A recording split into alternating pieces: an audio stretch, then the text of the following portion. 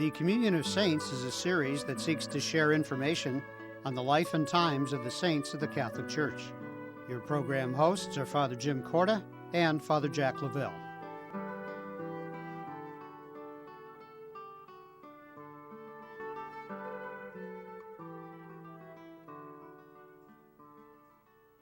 Welcome to this edition of Communion of Saints. I'm Father Jim Corda. And I'm Father Jack Lavelle.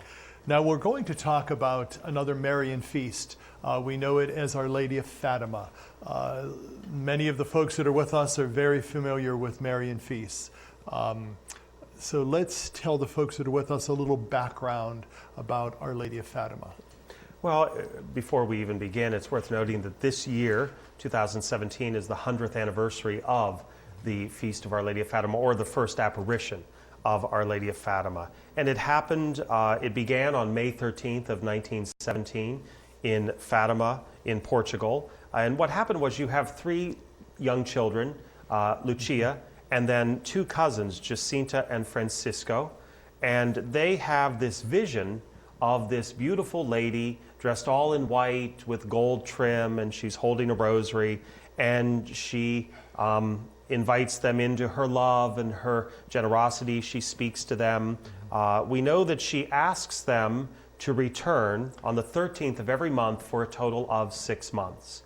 Now, very early on, as they start to tell this story, we have to look at the climate of Portugal. You know, again, like we've seen in other places, the state is at odds with the church.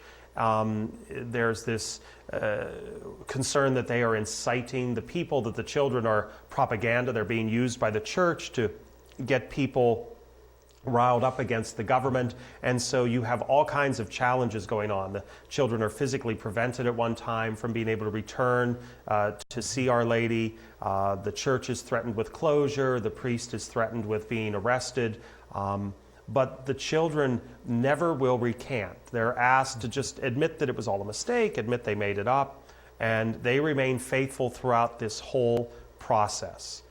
In the process, Our Lady reveals certain secrets to them or requests to them. And one of the most prevalent was that, and it's unique in that it's speaking of a certain place and time.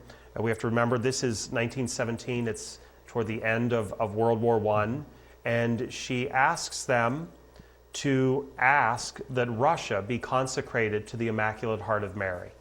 That if Russia does not do this, there will be great turmoil and there will be a war far worse than the one that the world is experiencing at that point. What's interesting, and we've spoke about this many times, is that when these things occur within the life of the church, these apparitions or these things that happen, or miracles, the church is reticent to declare it thus until they study it and understand. Mm-hmm. And so really it would have been almost 30 years that before Pope Pius XII declared Fatima worthy of belief. And so there's this whole study that takes place.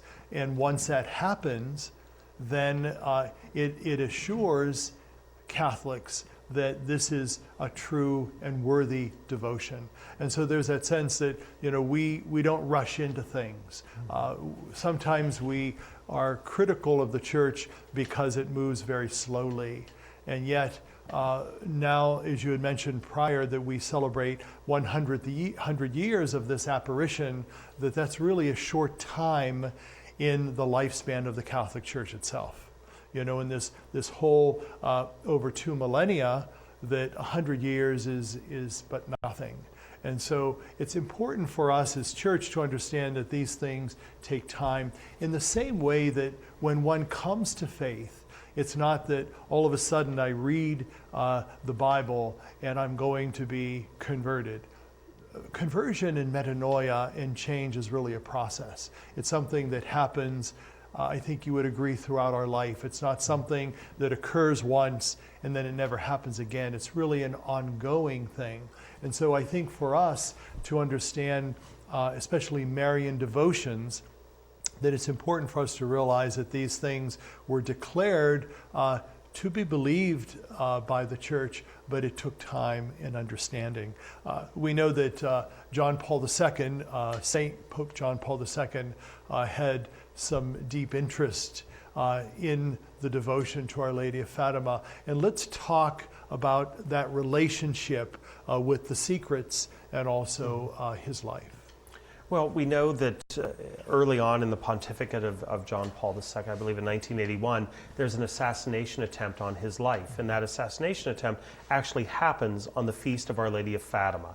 And so while he is laying there wounded, injured, perhaps near death, we know that he tells us that he consecrates himself to Our Lady of Fatima. He turns his safety and well-being over to her and trusts in her complete care and concern. Now, we know that even before that, John Paul had a great devotion to Mary.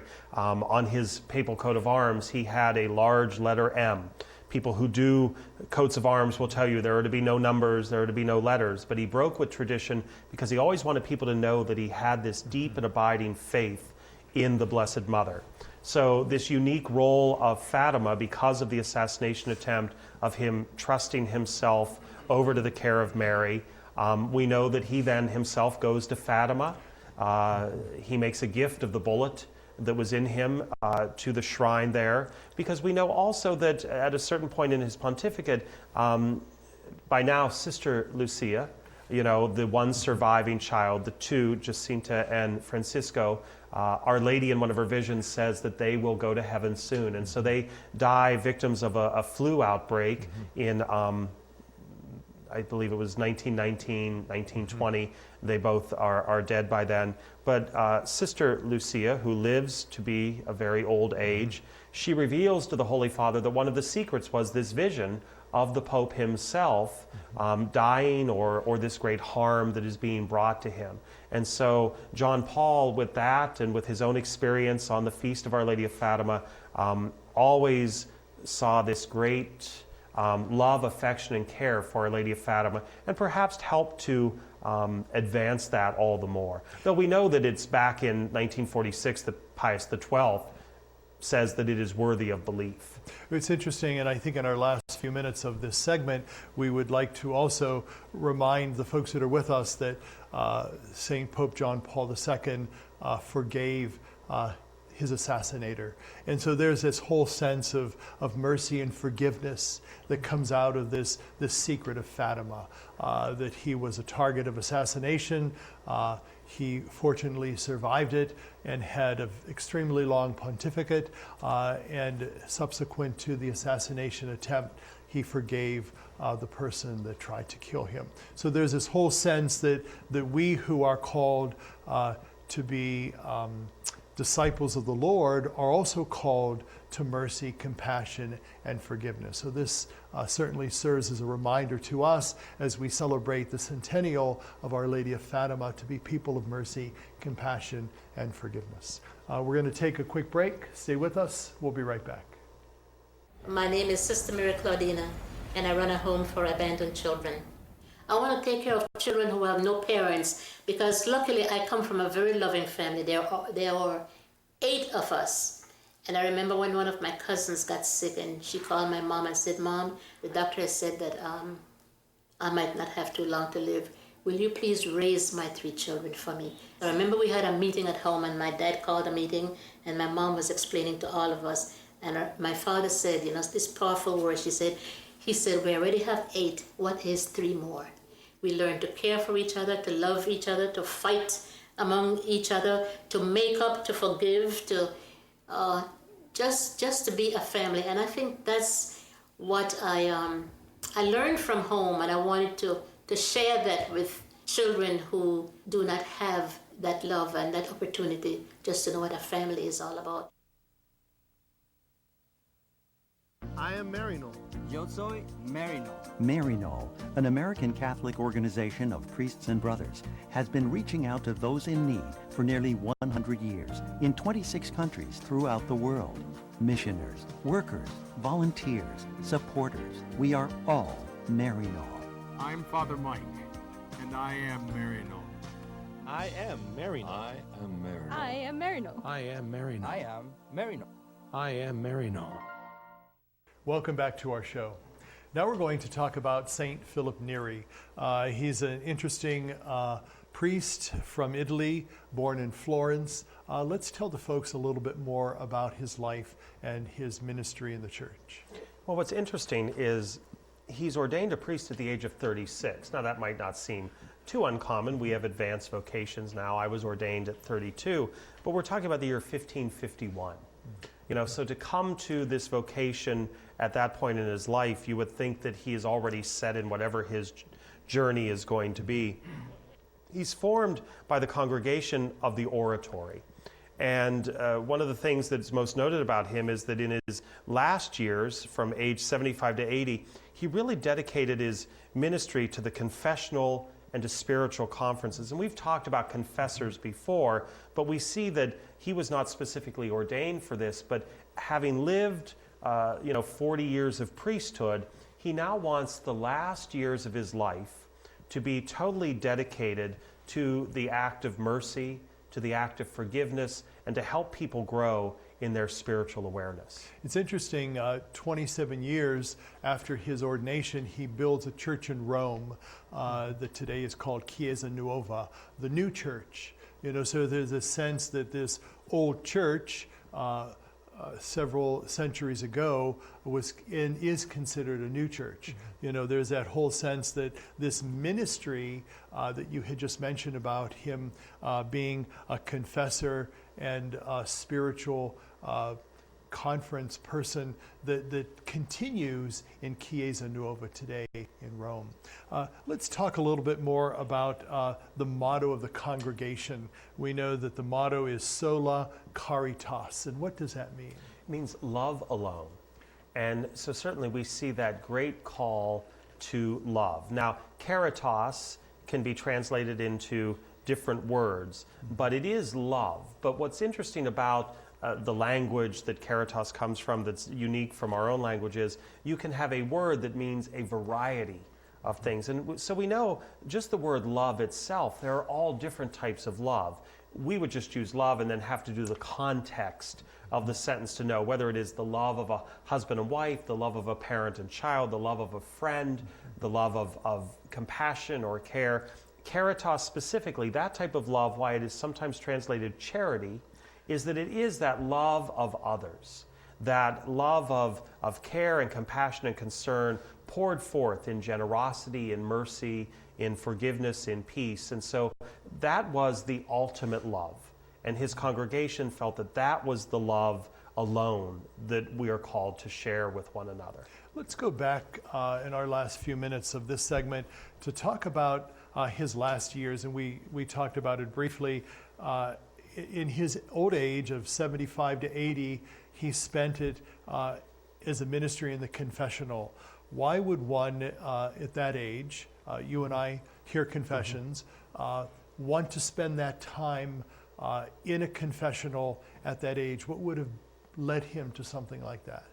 Well, I could only guess that when one grows into advanced years, there's a lot of age and wisdom, a lot of experience, and perhaps what he has seen is that that is the one thing that is most needed in people, is that act of mercy, that call of forgiveness, that sharing the Lord's grace and peace with others. And so to allow all of his knowledge, all of his wisdom, all of his experience to be unified in helping to draw people to that purity of heart, that love alone, that could only be achieved by first emptying oneself of hatred, anger, frustration, jealousy, any of these other emotions or things that sever or break our relationship with God, to help reunite that so that there could be that love.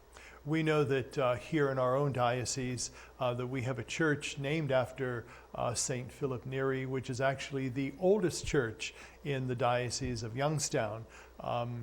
And I would imagine that in many dioceses throughout the country that they too have churches named after Philip Neri. And let's talk briefly about why we name our churches after saints or after certain events in the Bible. Well, I think when it comes to saints, there's a variety of reasons, but as communities discern And we've seen, especially in our diocese, with the reconfiguration, that now is perhaps a chance for a parish or two parishes to discern that. But oftentimes they would be because of ethnicity. They would sometimes be because of occupation. You know, you'll have a lot of churches perhaps named St. Barbara, who's the patron of miners, that has nothing to do with ethnicity, but with the work of the people in that area. I know at my own parish, Our Lady of Mount Carmel, that's a very big feast among Italians. Legend is that as many people were journeying from Italy to the United States, there was this little area where there was a shrine to Our Lady of Mount Carmel, and the land reached out, and it was the last thing they saw. And so they would pray to her for guidance and protection when they would come to the United States. Many Italians then, because of that devotion, that prayer, would name a church after her. Philip Neri, certainly there may be an Italian population. Perhaps it was his mercy, his love. I know at our parish we have a statue to Philip Neri because of his role with the Italian community. And the parish that we have in Dungannon, they'll actually celebrate their bicentennial this year. And so it shows that that life of Philip Neri has been part of the history of the church in other countries and in other time periods. So his story has stood the test of time. And I would think that you and I could challenge the folks that are with us to look at their own parishes and what is the name of their parish, whether it's a saint or it could be a name after Our Lady, to understand why it is that that particular church was named for that particular saint or that particular event, because understanding that gives one a better understanding of their roots, of their Catholic roots. And so I think it would be a nice challenge for the folks to learn more about that. And also oftentimes when we say a particular saint, there are many saints that have the same name. And so discern what is your saint. Is your Saint Rose of Lima, Saint Rose of Cassia, whatever that particular saint is. To understand that, to discern that, and to learn more about that. And then in turn you learn more about your roots and your history as a Catholic church. We're going to talk more about another saint in a moment. Stay with us. We'll be right back.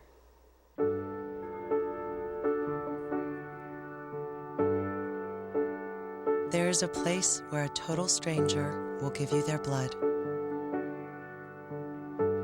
There is a place where someone you never knew will save your child from drowning.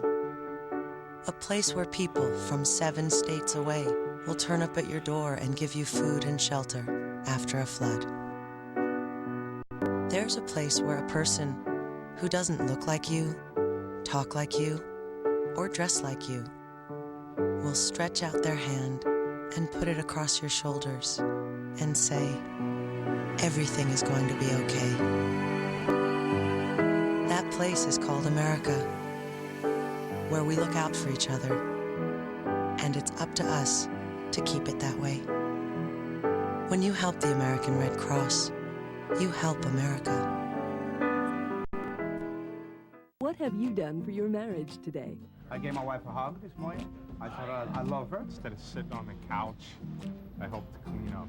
I cooked my husband's favorite breakfast. I sent my husband a love email. What have I done for my marriage today? It's a good question. I gave her a call and say, thinking of her. And the kids. I did her hair this morning. I think it looks pretty good. We're going to the museums as a family. What have I done for my marriage today? I made my wife coffee and breakfast this morning. It's going to be her birthday next week, so I've been spending time today making arrangements to make that extra special. Oh, we're spending the day together? I bought her an orchid.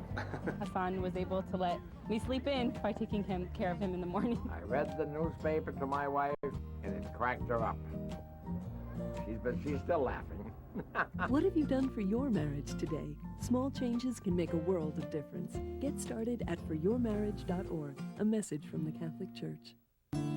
By the time we can walk, each of us yearns for the joy that comes from being able to do for ourselves. Church World Service believes that being self-reliant is a joy everyone should share. So around the block or around the world, share the joy. Church World Service. Welcome back to our show. The final saint that we're going to talk about is Augustine of Canterbury. We know Canterbury is in England. So let's tell the folks a little bit about this, what I would consider a rather obscure saint. Well, certainly for us, it probably is obscure. We know we've talked about different apostles, and he's known as the apostle to the English. So for Catholics in Great Britain, they would know a great deal about him. But I think for us, we've seen so much of that split in England, with Henry VIII and the Reformation, all of those different things that have really diminished what we think the view of Catholicism in England would be. But certainly very well known in England. We know that the cult around him dates back to 747. We know that he dies, we have the date of his death, on May 26th of 605. Now it's interesting, his feast day, and we've talked about this before, that feasts are usually celebrated on the day a saint dies, but he dies on the same day as our previous saint in this segment, Philip Neri. And so in order to celebrate his feast, when it's put back on the calendar, they move it to the 27th, so the next day. But we know that he is known as the first evangelizer to England. He's sent by Gregory the Great to actually go and to begin sharing this gift of faith to the people of Britannia.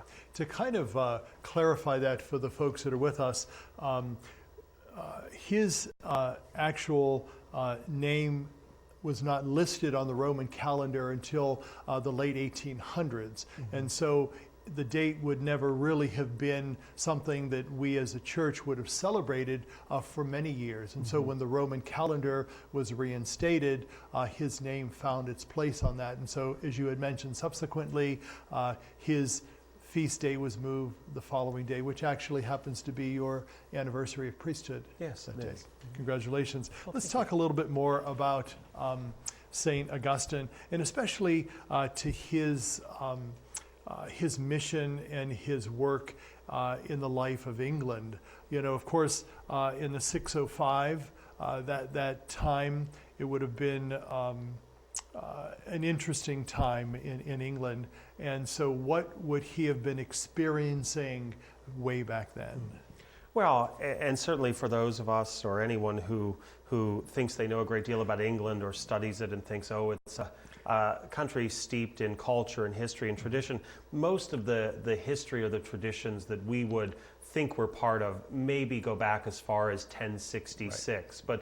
But even prior to that, we're going to see a much more rural, a much more sparse land. We don't have all of the castles and all of the structures that we have today. And certainly being the first evangelizer, we've talked about this before, that a lot of structures in most societies are built up by the church.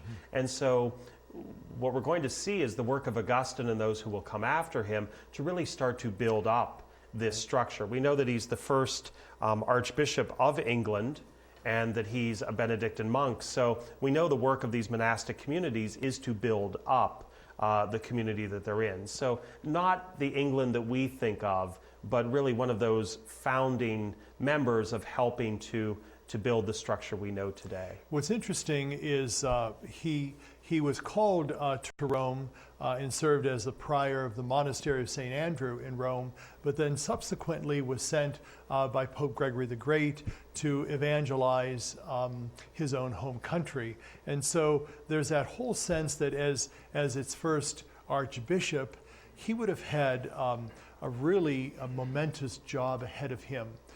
Because going back into what would be considered a country that was new in understanding anything about the faith, being almost across the seas, so to speak, that this would have been something new for him and new for his country. But when he went back, obviously he brought something with him.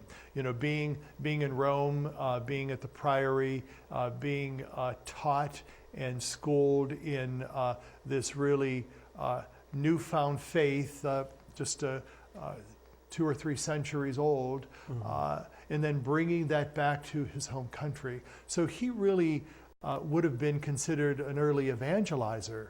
Wouldn't you agree? Oh, absolutely. And I think that it was probably no different for him than maybe it is for many of us. Being at St. Andrews in Rome, all of his gifts and all of his talents would have been on display. They would have seen what he's able to do for the community. And it's not uncommon to say to someone in the church, you've done such a great job here. Okay, now we want you to go here and do the same. And so there would have been that, perhaps that was the charge and the challenge, why Augustine was chosen. And they wanted to help the faith grow and spread in England, and they expected him, just what you've done here, now go do it here. But you can't always replicate everything. You might have the same gifts and the same talents and the same skills, but the whole structure of what he had in Rome was certainly different than what he was going to find in more rural, unevangelized, for many parts pagan England. And so it would have been a great challenge, but those like Gregory the Great believed that he was up to that challenge. What's also interesting is that he was a Benedictine monk. It's like many of the saints before who were monks in monasteries who were called or elected to be bishops, saw this whole change in their whole governing role. They were no longer in monasteries in daily prayer and communion with others, but they were sent to a diocese to govern, to teach, to sanctify the people. So there's this whole sense that his whole role changed as he was sent back to England, to his country. We've got a few minutes left of our time together. What would we like to share with the folks that are with us, primarily about that whole sense of evangelization? And that is what we are ultimately called to do as well. Well, certainly in our work as evangelists, and we started a new season of the Communion of Saints talking about the evangelist John, about taking that word of God. But it's not just for someone who writes that word down. It's not just for someone who is the author of a gospel, or passages, but to take that word of God and to live it, to put it into action, and to invite others into that journey. And so the work of that evangelization is to invite others on the journey. It's not to be the teacher, but to be the guide. It's not to be the master, but to be the companion. And certainly that would have been what someone like Augustine, having been a monk, even though there's hierarchical structures and you have abbots and you have all that, there's always this sense that you are brothers, that you are companions, that you work together.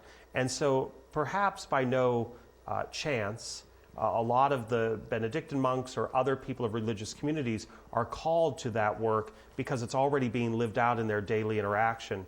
That's what we're called to do too, to be companions on the journey, to guide one another closer to the faith. And we would like to thank you for being with us. Have a good day, and God be with you.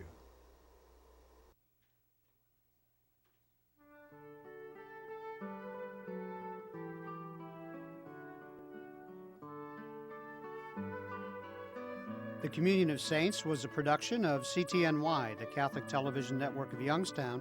Your program hosts were Father Jim Corda and Father Jack Lavelle.